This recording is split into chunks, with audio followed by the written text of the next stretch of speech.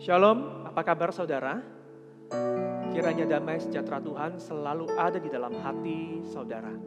Saudara yang dikasihi oleh Tuhan, bagaimana kita memandang apa yang kita miliki hari ini akan amat menentukan bagaimana kita mengelolanya, bagaimana kita memakainya, dan pada gilirannya akan amat mempengaruhi perasaan kita.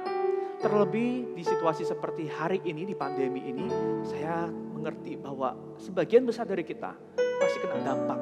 Kita merasa, kita bergumul dengan pekerjaan, finansial, keluarga, dan lain sebagainya. Dan saudara tahu bahwa semua perasaan itu amat ditentukan oleh apa yang kita pandang, apa yang kita lihat tentang apa yang kita miliki. Saudara, semua yang kita miliki hari ini adalah titipan. Sesungguhnya itu bukanlah milik, melainkan kita hanya mendapat hak pakai. Maka setiap kita yang mengelola apapun yang dititipkan kepada kita, kita mesti selalu melihat kepada yang menitipkan kepada Tuhan. Dan percayakah saudara bahwa ini akan punya dampak yang besar dari cara kita mengelola hari ini dan perasaan kita di tengah situasi seperti ini. Adakah hati sebagai seorang hamba di antara kita? Saya mengajak kita, mari mempersiapkan hati kita menyanyi satu pujian, mengingatkan kita, biar kita menyembah Tuhan. Tak membawa apapun juga saat ku datang ke dunia. Ku tinggal semua pada akhirnya saat ku kembali ke surga.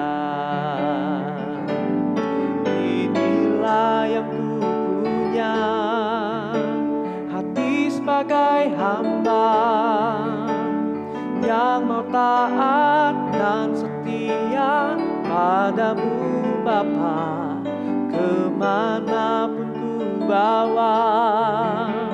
Hati yang menyembah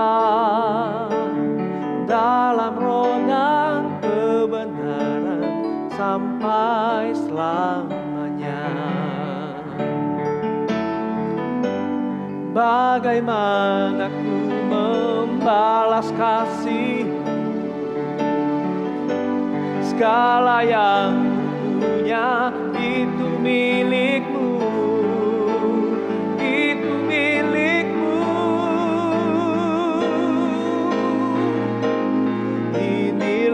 Yang ku punya, hati sebagai hamba yang mau taat dan setia padamu Bapa, kemanapun ku bawa.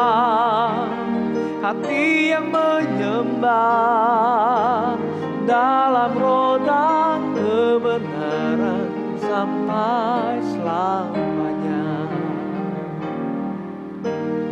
Dalam roda kebenaran sampai selamanya.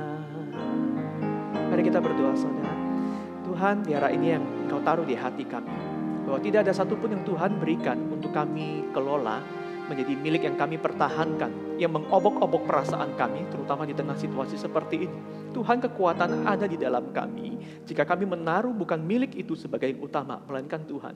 Kami tahu Tuhan, kami tidak mampu. Hati kami amat duniawi. Karena itu tanpa anugerah Tuhan, kami tidak bisa apa-apa. Biar firman-Mu Tuhan akan membebaskan kami. Sebab Yesus Kristus sudah mengerjakan sesuatu yang kami tidak mampu kerjakan, yaitu kebebasan dari dosa dan cengkramannya. Tapi kini kami bebas dan biar kami hidup menjadi orang-orang yang menaati firman-Mu. Kami berdoa di dalam nama Tuhan Yesus. Amin. Saudara, renungan pada malam hari ini saya memberi judul tidak mudah namun indah.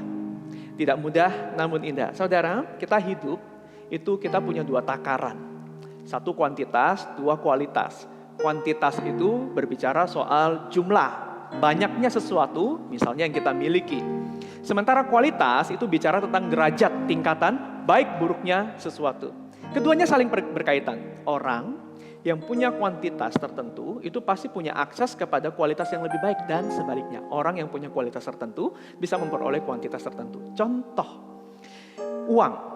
Nah, semakin kuantitas uang kita banyak, semakin kita punya akses kepada kualitas yang lebih baik. Contoh ya, orang yang punya uang tentu punya akses kepada pendidikan yang lebih berkualitas, bisa ke universitas terbaik, bisa ke jenjang yang lebih tinggi, dan kalau sakit bisa berobat ke dokter, ke rumah sakit yang lebih bonafit ketimbang orang yang tidak punya kuantitas secara materi. Nah, dan sebaliknya, orang yang punya kualitas tertentu juga bisa mengakses kuantitas.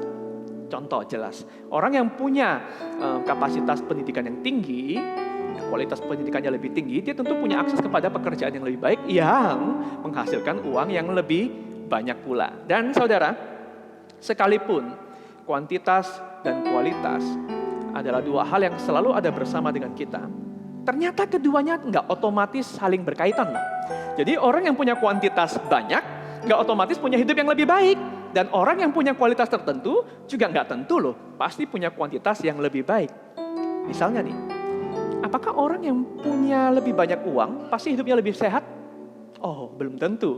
Orang yang punya banyak uang bisa beli makanan apapun. Tapi kalau yang dia beli adalah junk food, dan makanan yang pokoknya enak, aku seneng dibeli, kita bisa pastikan bahwa kondisi kesehatannya, pola makannya, tidak akan menjadi lebih baik. Dan sebaliknya saudara, apakah orang yang lebih muda, lebih sehat, lebih pintar, itu pasti lebih otomatis punya karya, punya produktif yang lebih besar daripada orang yang mungkin secara usia lebih senior, lebih lemah secara fisik, atau bahkan lebih kurang intelijensinya? Tidak tentu.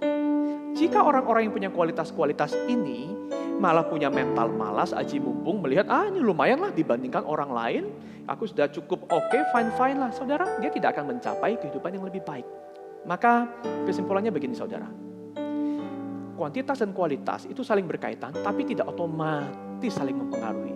Dengan punya lebih banyak sesuatu tidak otomatis kualitas kita lebih baik. Dan punya kualitas sesuatu tidak otomatis membuat kuantitas sesuatu yang kita miliki juga lebih baik. Saudara yang dikasihi oleh Tuhan, saya mengajak kita sore ini, malam ini membaca dari 1 Korintus 9:22 sampai 26. Saya bacakan buat kita. Bagi orang-orang yang lemah, aku menjadi seperti orang yang lemah, supaya aku dapat menyelamatkan mereka yang lemah. Bagi semua orang, aku telah menjadi segala-galanya, supaya aku sedapat mungkin memenangkan beberapa orang dari antara mereka. Segala sesuatu ini aku lakukan karena Injil, supaya aku mendapat bagian dalamnya. Tidak tahukah kamu bahwa dalam gelanggang pertandingan, semua peserta turut berlari, tetapi bahwa hanya satu orang saja yang mendapat hadiah? Karena itu larilah begitu rupa sehingga kamu memperolehnya. Tiap-tiap orang yang turut mengambil bagian dalam pertandingan, menguasai dirinya dalam segala hal. Mereka berbuat demikian untuk memperoleh suatu mahkota yang fana. Tetapi kita memperoleh suatu mahkota yang abadi. Sebab itu, aku tidak berlari tanpa tujuan. Dan aku bukan petinju yang sembarangan saja memukul. Sekian pembacaan firman Tuhan. Saudara, kejelasan tujuan kita melakukan sesuatu akan memberikan dorongan buat kita untuk berjuang. Semakin jelas tujuan, semakin besar dorongan. Semakin tidak ada tujuan, semakin lemah dorongannya. Maka analogi dari Paulus di sini, seorang atlet itu berlari karena satu tujuannya jelas. Aku berlari untuk mencapai sesuatu.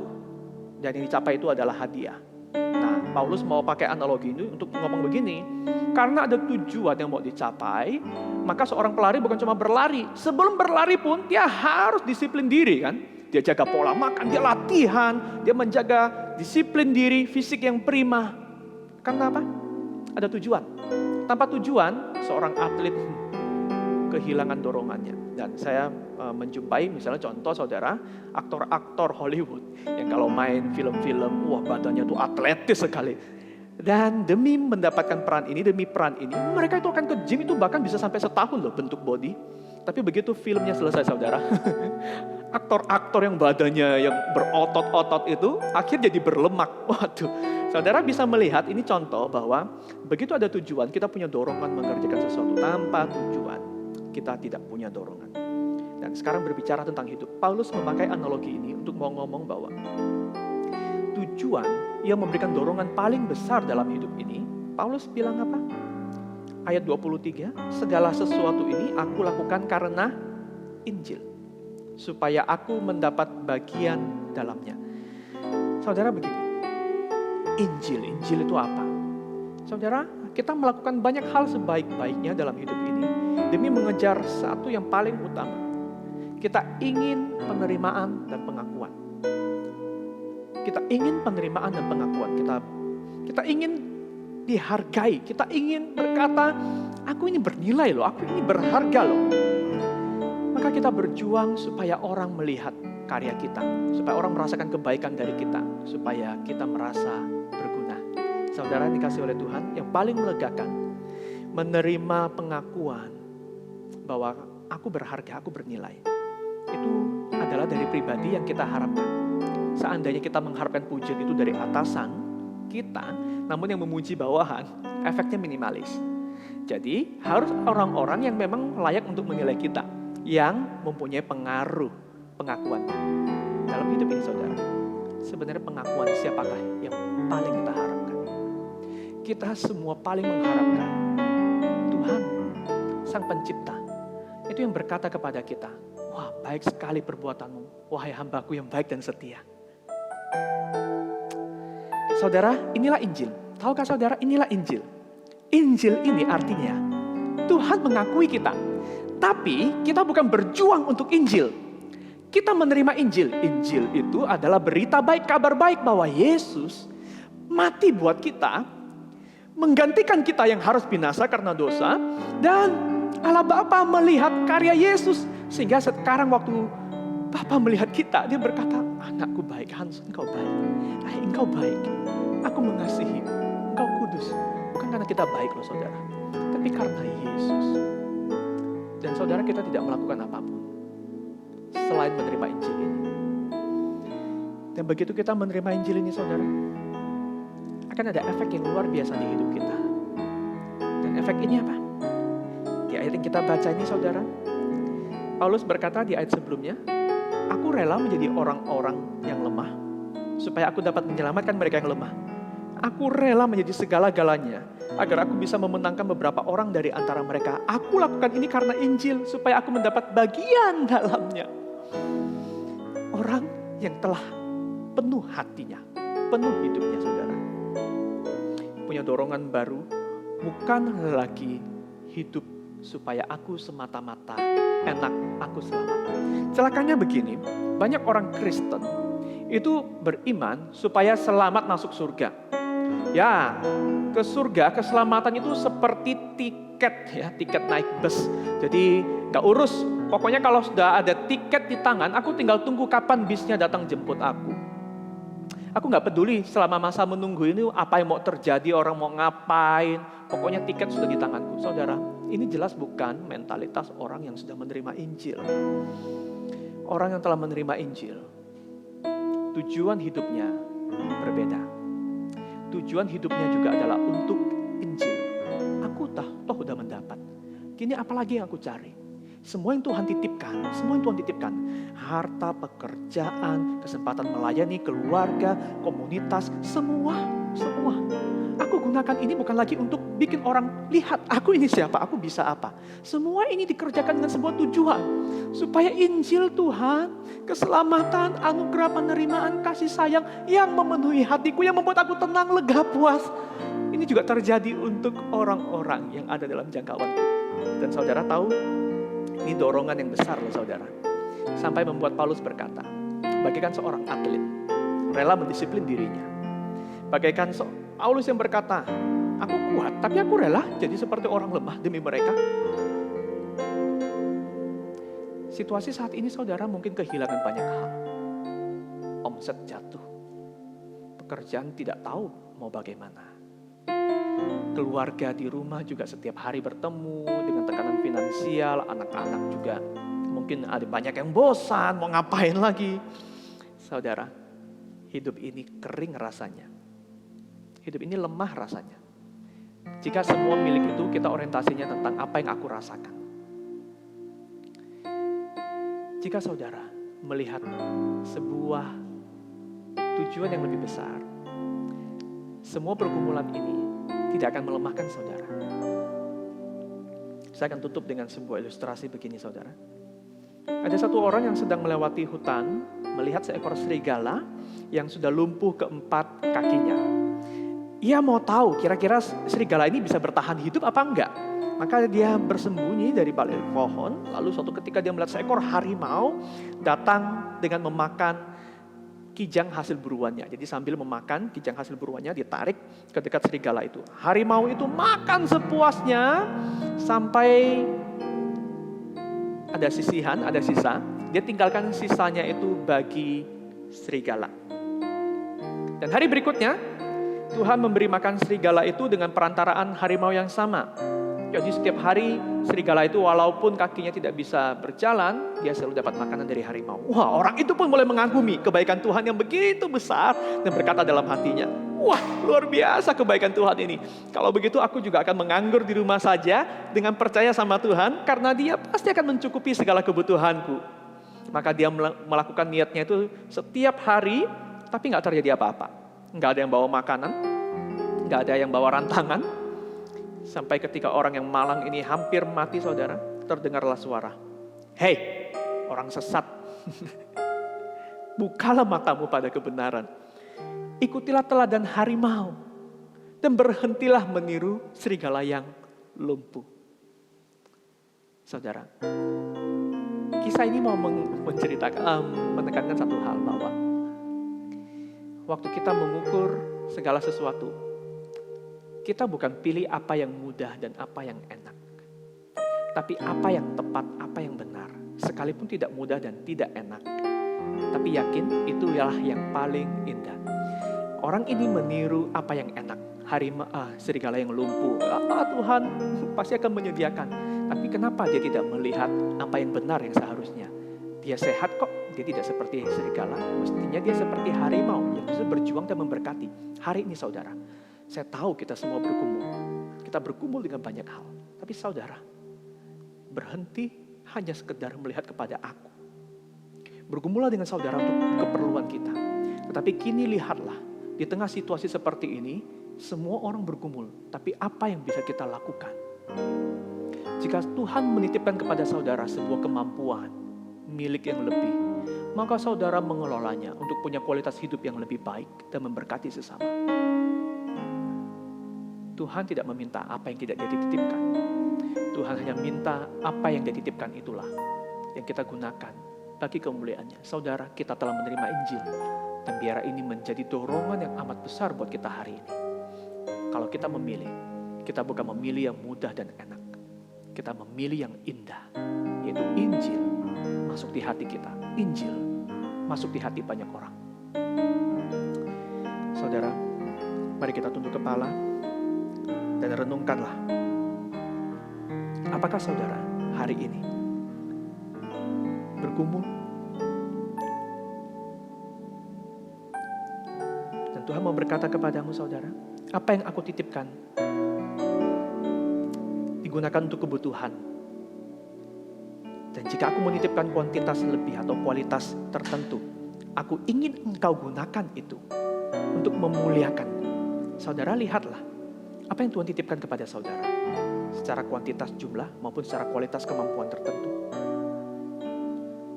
Maka saudara persembahkan untuk menjadi berkat di masa seperti ini.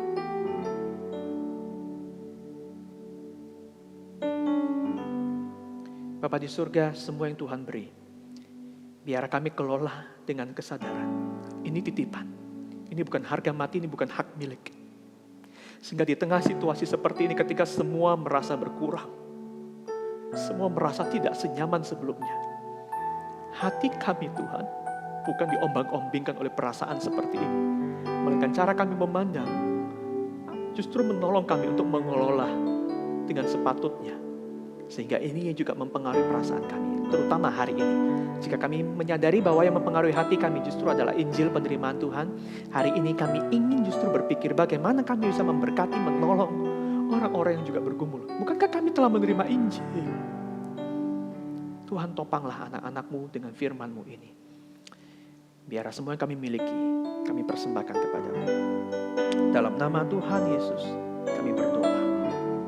Amin. Saudara, mari kita menyanyi sebuah lagu, melayani dan mengasihi. Berjuta jiwa tak tahu kemana kan pergi, berjuta tangan terulur menantikan kasih. Oh Tuhan, jadikanlah hidupku alat kasih-Mu dan memuliakan-Mu seumur hidupku. Melayani mengasihi-Mu Tuhan, melayani mengasihi. Ku ingin lebih lagi melayani mengasihi. Ku ingin lebih lagi melayani mengasihi. Ku ingin lebih lagi melayani dan mengasihi. Melayani mengasihi Tuhan, melayani mengasihi. Ku ingin lebih lagi melayani mengasihi. Ku ingin lebih lagi melayani mengasihi. Ku ingin lebih lagi melayani dan mengasihi. Melayani mengasihi, melayani dan mengasihi. Saudara, mari kita berdoa ya, untuk kebutuhan pelayanan dan kasih bagi banyak orang yang bergumul saat ini. Jika saudara punya sebuah potensi untuk melayani, maka saudara berdoa dan bertekad, Tuhan, aku melihat ada tawaran pelayanan ini, aku melihat ada tawaran bantuan ini, ada kesempatan untuk boleh memberkati seperti ini dan seperti itu. Maka saudara berdoa, Tuhan, aku mau melayani, aku mau menjadi berkat menurut kemampuan yang Tuhan titipkan pada saudara, menurut kuantitas yang Tuhan anugerahkan bagi saudara. Mari kita berdoa.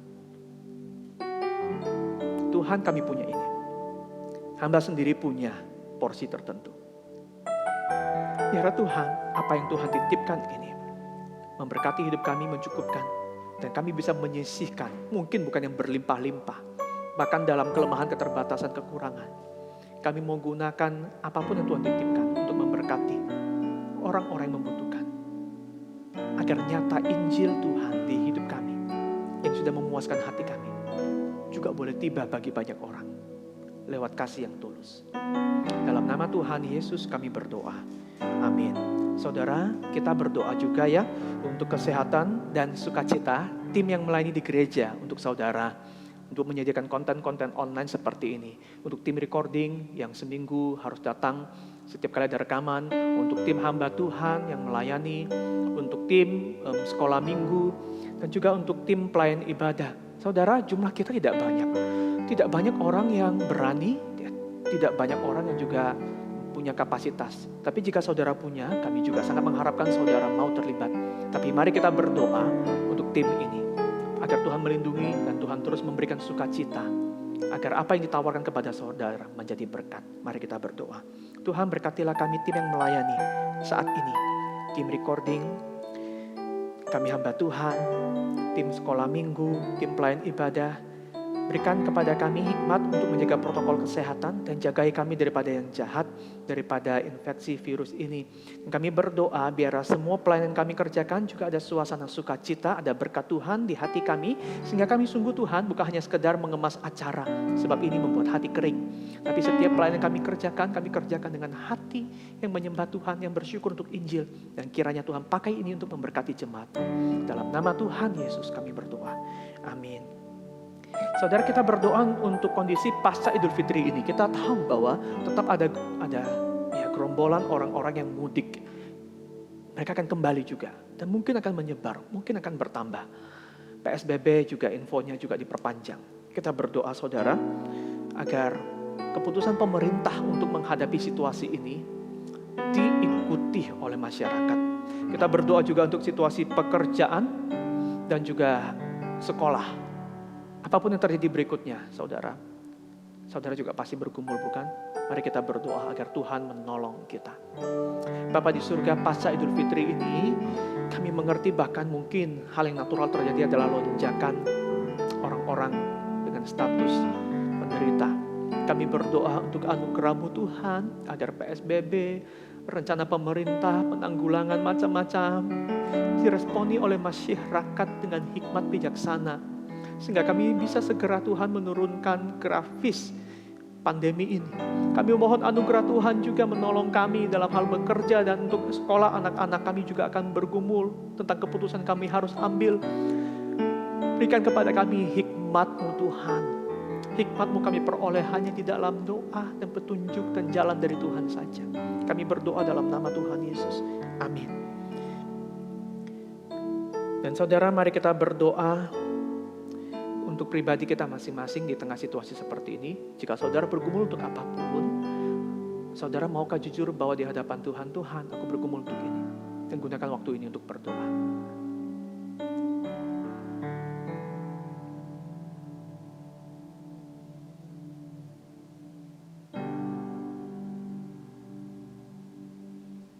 Hamba berdoa untuk jemaat-Mu yang sakit.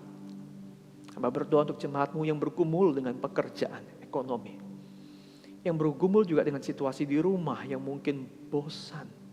Yang mungkin bingung harus ngapain. Yang mengalami kelelahan. Tuhan, anugerahkanlah kebutuhan kami. Berikanlah pertolongan. Kami bersyukur bahwa gereja juga boleh memberikan bantuan. Komunitas orang-orang percaya boleh menjadi berkat dan banyak bantuan yang diberikan.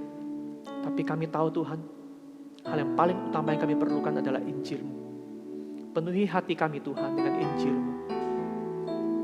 Agar bukan situasi yang mempengaruhi perasaan kami, melainkan Injil ini yang menolong kami untuk mengelola apa yang ada sekarang. Dan menolong kami untuk berjuang. Ada dorongan yang besar buat kami. Bukan lagi berpikir tentang diri kami, tapi berpikir bagaimana Injil Tuhan juga bisa memberkati banyak orang. Bapa di surga, hamba juga berdoa untuk gereja-Mu. Kami masih harus beribadah secara online. Berikan kepada kami jemaat-Mu hati yang tulus untuk menyembah Tuhan meskipun secara virtual. Tapi biarlah hati kami terus terberkati oleh firman-Mu. Kami rindu Tuhan bisa berkumpul lagi. Apapun yang Tuhan mau ajarkan di masa seperti ini, berikan kelembutan hati kepada kami. Tuhan, inilah hati kami. Hati seorang hamba yang mau melayani dan mengasihi. Dalam nama Tuhan Yesus. Amin. Mari kita nyanyikan sekali lagi, melayani, mengasihi.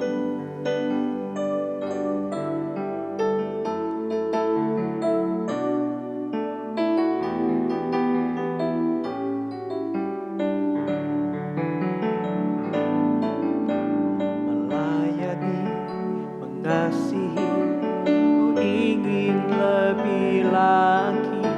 Melayani, mengasihi, ku ingin lebih lagi. Melayani, mengasihi, ku ingin lebih lagi. Melayani dan mengasihi. Melayani dan mengasihi. Biarlah tekad kita saudara, Injil yang memenuhi hati kita akan menjadi kesaksian bagi banyak orang di masa seperti ini. Selamat melayani, mengasihi. Pilihlah bukan apa yang mudah, tapi apa yang pasti indah bersama dengan Tuhan. Tuhan Yesus memberkati. Layaklah Kau Tuhan, dipuji dan disembah dengan segala